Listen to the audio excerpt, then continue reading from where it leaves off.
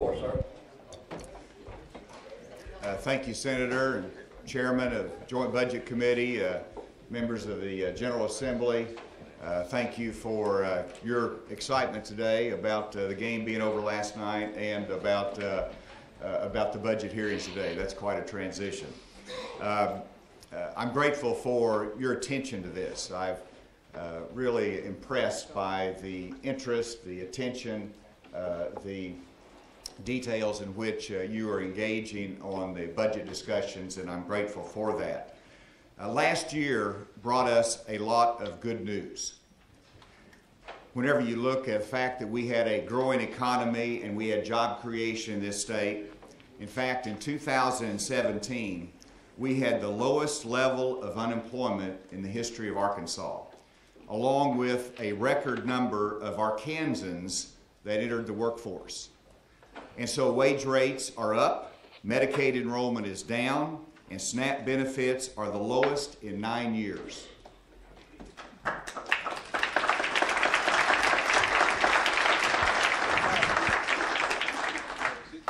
Those are simply the facts of a growing and expanding economy that we benefit from. And so the $100 million tax cut that was enacted in 2015 is fully in place now. It has put more money in the consumer's pocket, and because consumer confidence is high, the extra money is in the stream of commerce and they're spending it. For the state, that means individual tax collections are up and sales tax collections are at a record high. And that leads me to the budget discussion for FY19. And I wanted to recognize Director Larry Walther, Budget Director Duncan Baird, and their team that's here with me that will go into the budget in detail. I also want to recognize my agency directors that have worked literally for months and months on the budget as we prepared it this year, and have been very helpful to really dig deep into each line item of the budget. Last year, my administration presented an FY19 budget that allocated $5.7 billion in general revenue needs. The budget I present today is different from that. The budget that I present today reflects real spending cuts in a number of agencies through efficiencies without a reduction in services. It shows slower growth in Medicaid spending. It meets the requirement of education adequacy, increases the funding for public safety, and reduces our historic reliance on surpluses to fund ongoing budget needs. Those are some of the changes that you'll see in the budget that is being presented today. The result of all of these changes is a net reduction in overall spending in FY19 as compared to the budget I presented last year. The reduction amounts to a net savings of $64 million. Now let me outline the highlights. First, in the area of spending reductions, because again of a growing economy, the Education Adequacy Fund, which primarily is made up of a 7/8 cent sales tax, which has never been sufficient to fully fund adequacy, is now sufficient to meet the legislative mandate on education spending to achieve adequacy. And so the reliance upon general revenue transfer is not needed this year. This means $50 million that we plan to transfer from general revenue will not be required, and we will still be able to meet the adequacy requirements set by the legislature. Secondly, I've asked the Department of Education from an administrative standpoint and various other agencies to reduce the amount of general revenue transfers. We restored the Category B funding that we didn't we cut last year. We restored that, but then I asked them to cut administrative overhead and look at other ways to minimize the general revenue transfers. These reductions will not impact the delivery of services, but will reflect improved efficiencies, and these spending reductions total approximately $3 million. When it comes to Medicaid spending, we have seen a reduction in the number of Arkansans on Medicaid by over 116,000 in the last year. This is not, and let me emphasize, this is not because we've reduced eligibility or we've reduced services. That's not happened. This is because of transformation efforts within DHS and because more people are working and increasing their income. So again, this is not a severe tactic. It is simply good news as the result of a growing economy and improved transformation efforts within DHS.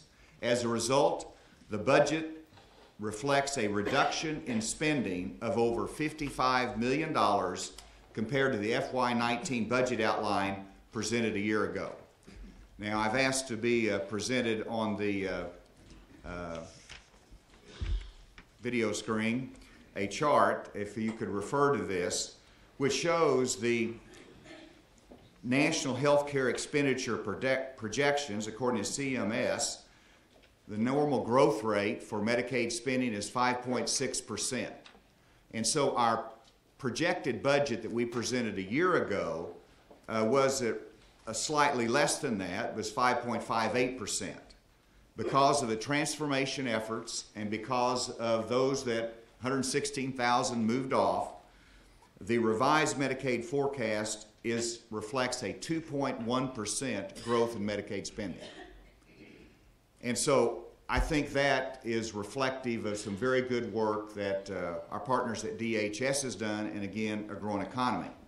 The second chart talks about the remaining growth, that 2.17% that you see in Medicaid spending, and I want to talk about that for a second.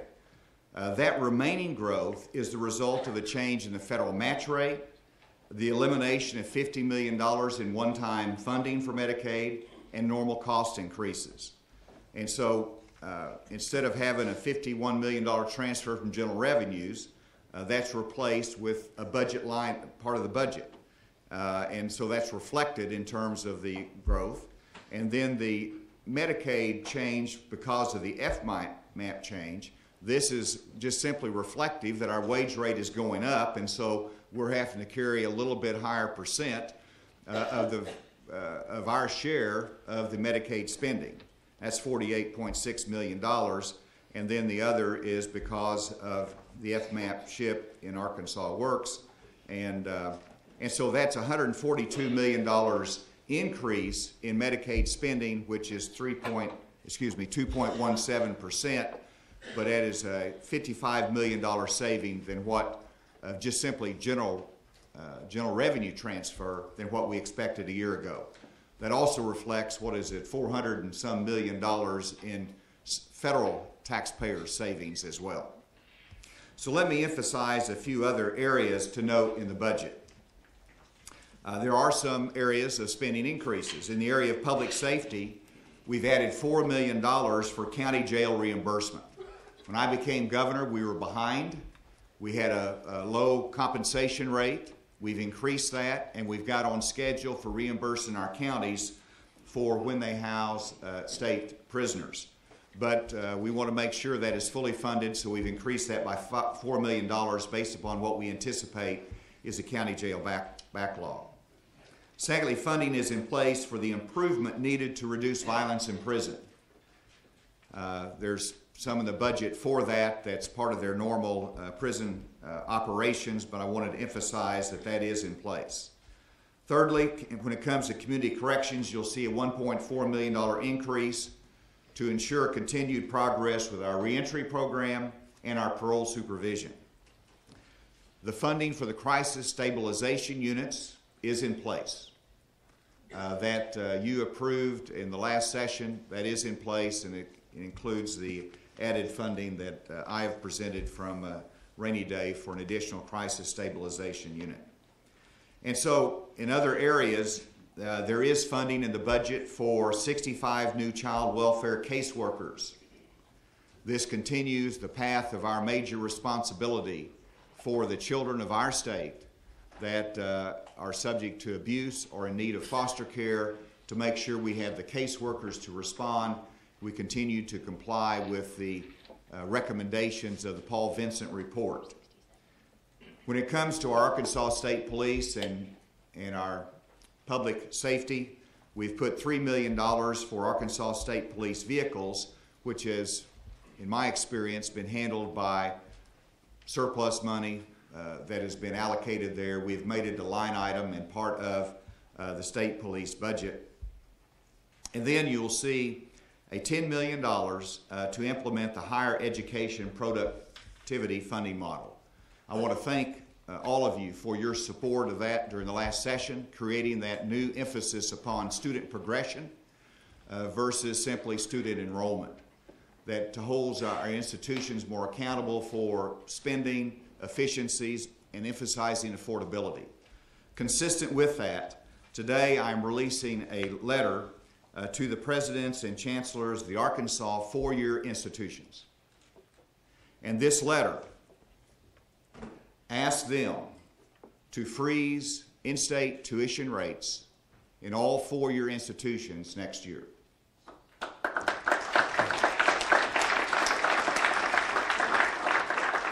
Over the last 10 years, the tuition increases have ranged from a low of 3% to a high of 6.2%. So it's time to give our students a break. It's time to help make college more affordable. And so I've asked our chancellors and presidents to freeze tuition rates for in-state residents next year. Now, I say that, please understand this is not in a critical fashion in any way. Our four-year institutions, all of our higher education, have been very good partners with us in the productivity funding model, in improving efficiency. They recognize and have the same goal that we have of affordability for the students. But I believe that this request by the governor will increase the leverage our leadership has to control the cost and to improve efficiency and to make college more affordable. I've also asked the two-year colleges to limit their tuition increases to CPI. And I think those are reasonable and balanced requests for our higher education institutions. I would ask your support in a rhetorical way for that, even though it's not part of the budget. Your support for that effort is important. The net result is that we have reduced general revenue spending and created a projected surplus of $64 million. The goal is to create a surplus that will be a cushion for future economic changes, and they will come someday.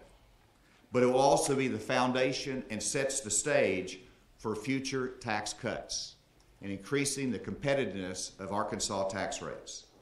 The budget allocates 75% of this surplus, $64 million, 75% of that, $48 million, is allocated to a new restricted reserve fund that can only be touched with concurrence of the legislative branch.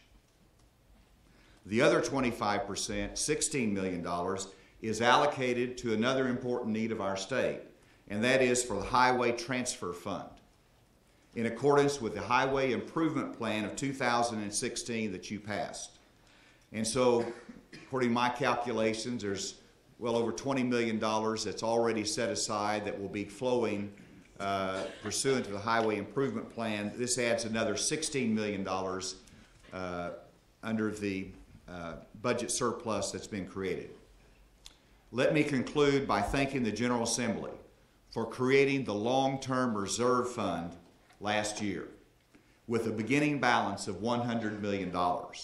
But you also set in motion a monthly transfer into that fund, and so that fund has now grown to $120 million. The stability of our budget, our conservative budget system, and our reserve funds are selling points as we recruit industry to our state. This budget is conservative in spending, increases our savings, and invests in the future. I would ask your support for this budget, and I know that our budget team will be presenting this in much more detail. Mr. Chairman, Co-Chairman, thank you very much for your help today. Governor, thank you.